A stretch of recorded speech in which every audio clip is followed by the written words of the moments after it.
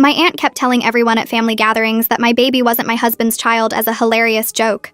She went pale when I made her remember her funny crime. When our daughter Lily was born, she had bright red hair.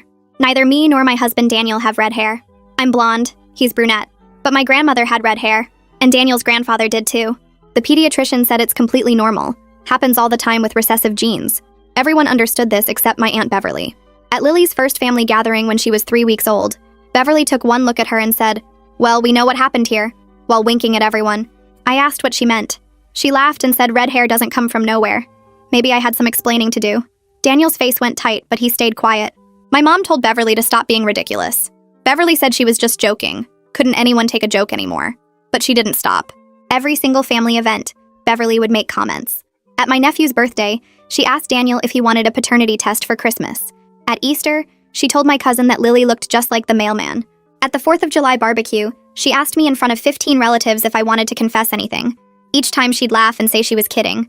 But Daniel stopped coming to family events after the 3rd time. Said he couldn't listen to it anymore. My mother-in-law heard about Beverly's jokes from my cousin. She started asking questions. Was Daniel sure? Had we considered testing? She never said these things to me, only to Daniel. He told me she was concerned about him being naive. His brother started making comments too. Subtle at first, then more direct.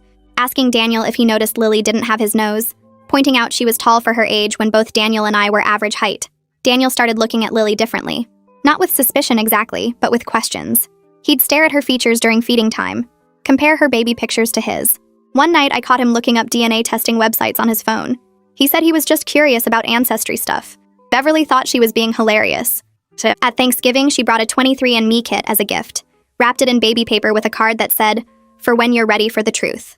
She announced to the whole table what it was, said every family needed honesty.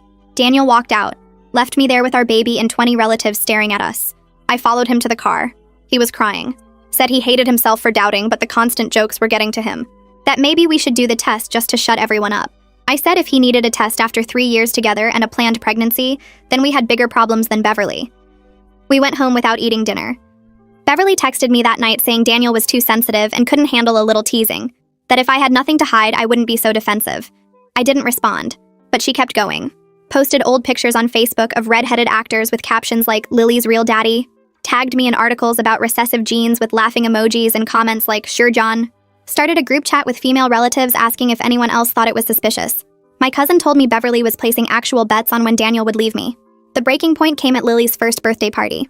We'd only invited close family, made it clear Beverly wasn't welcome. She showed up anyway, brought a gift. When Lily opened it in front of everyone, it was a onesie that said, "Daddy's Maybe" on it.